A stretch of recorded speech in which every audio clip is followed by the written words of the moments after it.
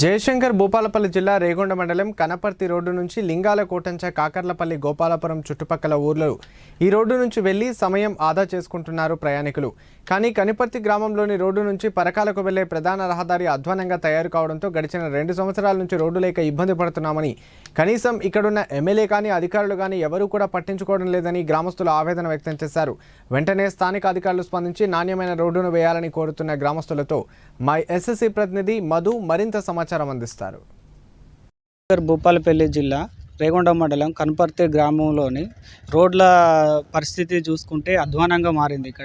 ఇక్కడ ఉన్న గ్రామస్తులు వాళ్ళు ఎలాంటి ఇబ్బందులు పడుతున్నారు, ఎలాంటి వాళ్ళు వెహికల్స్ పోవడానికి ఎలాంటి సమస్యలకు ఎదురవుతున్నారో గ్రామస్తులను అడిగి మనం ఇక్కడ తెలుసుకుందాం. చెప్పండి అన్న, ఇక్కడ మీకు ఎట్లా ఈ రోడ్డు వలన ఎలాంటి పరిస్థితి? మాకు 2 సంవత్సరాలు అవుతుంది బీటీ రోడ్డు శాంక్షన్ అయ్యి, ఇంతవరకు దీన్ని పట్టించుకునే వాళ్ళు ఎవరు లేరు. అందులో వర్షాల వల్ల బాగా బురద కావడం వల్ల 160-150 మీటర్ల దూరాన మొత్తం బురదతోటి మీరు చూస్తున్నారు. వాహనాలు అతి అతి పెద్దగా వస్తాయి ఇటు వాహనాలు షార్ట్ కట్ పరకాలకు. కాబట్టి ఏంటంటే చాలా మంది కింద అడ్డం పడుతున్నారు, దెబ్బలు అవుతున్నాయి, గాయాల పాలవుతున్నారు.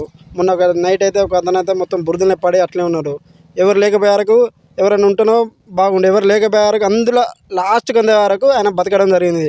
కాబట్టి ఎందుకంటే తొందరగా దీన్ని మరమ్మతు చేసి వచ్చేయగలరని చెప్పేసి అని ఎమ్మెల్యే గారికైనా, రాష్ట్ర మన మండల నాయకులకైనా, అధికారులకైనా, జిల్లా అధికారులకైనా మేము కనపర్తి నుంచి వెళ్ళి గ్రామం నుంచి వెళ్ళి కోరుకుంటున్నాం. ఈ దారిలో వెళ్ళే ప్రయాణికులకు ప్రమాదాలకు చాలా గురవుతున్నట్టు గ్రామస్తులు తెలుపుతున్నారు. అలాగే మళ్ళీ ఇక్కడ నుండి కనపర్తి నుండి ఏ ఊరి నుండి విలేజ్ నుండి వెళ్తారు, పరకాలక లేకపోతే హన్మకొండక, ఈ కనపర్తి ఈ రోడ్డు పై నుండి ఎక్కడి వరకు ప్రయాణాలు చేస్తారో ఇక్కడ గ్రామస్తులను తెలుసుకుందాం. ఇక్కడ నుండి హన్మకొండకు వెళ్తారు, పరకాలకు, ఇవన్నీ మాకు మొగుళ్ళపల్లి నుంచి అందరు వస్తారు. మాకు దగ్గర పరకాలు ఉండడం వల్ల వ్యవసాయ మందులకు కానీ దేనికి కానీ పరకాలు వెళ్ళడం జరుగుతుంది. అందులో నైట్ కావడం వల్ల చాలా మంది అడ్డం పడుతున్నారు, చాలా ఇబ్బంది అవుతుంది. దీన్ని రాష్ట్ర ప్రభుత్వం వెంటనే దీన్ని చొరవ తీసుకొని చేయాలని కోరుకుంటున్నాం. ఇక్కడ ఉన్న అధికారులు మీకు ఏమన్నా ఇక్కడ రోడ్డుకు శాంక్షన్ అయినట్టుగా ఏదన్నా సమాచారం అందించిలా? ఇది శాంక్షన్ అయ్యి 2 years అవుతుంది. గత ప్రభుత్వం నిర్లక్ష్యం చేయడం వల్ల ఇది కొంచెం అయింది. ఈ ప్రభుత్వం పట్టించుకుంటే ఈ ప్రభుత్వం కూడా పట్టించుకోవట్లేదు.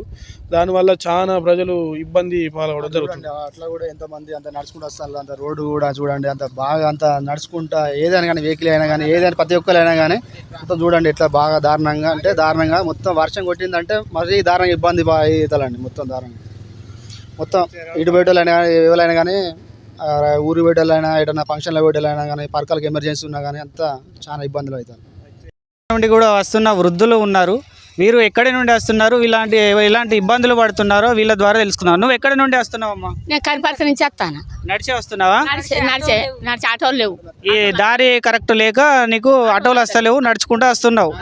దీనివల్ల మీరు ప్రభుత్వాన్ని ఏం కోరుకుంటున్నారు? ఏం కోరుకుంటా అంటే రోడ్ మంచిగా కావాలని కోరుకుంటాను. ఇక్కడ ఎమ్మెల్యేలు ఎవరైనా కానీ మీకు చెప్పిలా రోడ్డు శాంక్షన్ అయింది, లేకపోతే ఇక్కడ మీకు రోడ్డు అవుతుందని ఎవరైనా వచ్చి పట్టించుకున్నారా లేరా? ఎవ్వరు పట్టించుకుంటలేరు.